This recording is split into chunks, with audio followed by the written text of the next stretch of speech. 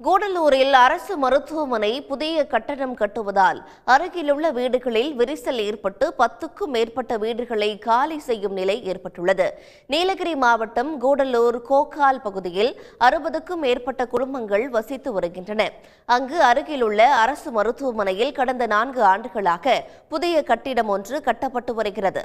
கட்டுமான பணியின் போதான அதிர்வின் காரணமாக வீடுகளில் விரிசல் ஏற்பட்டுள்ளது. இதை ஆய்வு செய்த அதிகாரிகள் 7 வீடுகளில் குடியிருந்தோரை வெளியேற்றி மாற்று இடத்தில் தங்க வைத்தனர்.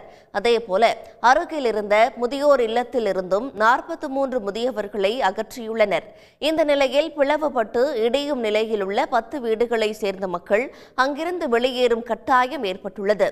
தாங்கள் சிறுக சிறுக சேமித்த பணத்தில் கட்டிய வீடுகள் சேதமாகியுள்ளதால் அரசு தங்களுக்கு உரிய இழப்பீடு வழங்க வேண்டும் என பாதிக்கப்பட்ட மக்கள் கோரிக்கை விடுத்துள்ளனர்.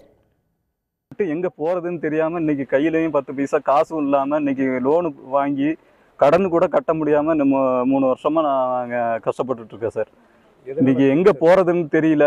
அந்த மாதிரி ஹாஸ்பிட்டல் இந்த மாதிரி வேலை செய்ய ஆரம்பிச்சதுல நான் வந்து 4 வருஷத்துக்கு மேல ஆச்சு சார். அப்போ இன்னைக்கு இந்த வீடு இப்படி ஆகுறதுக்கு காரணம் அது ஒரு காரணம்ன்றது எங்களுக்கு தெளிவா தெரியும் சார். கவர்மெண்ட் ஆபீசருங்க சும்மா பார்த்துட்டு போனா பத்தாது, எங்களுக்கு ஏதாச்சும் ஒரு நிவாரணம் பண்ணியே தீரணும். இந்த 10 குடிசை இப்ப போனது சாதாரணமா கிடையாது.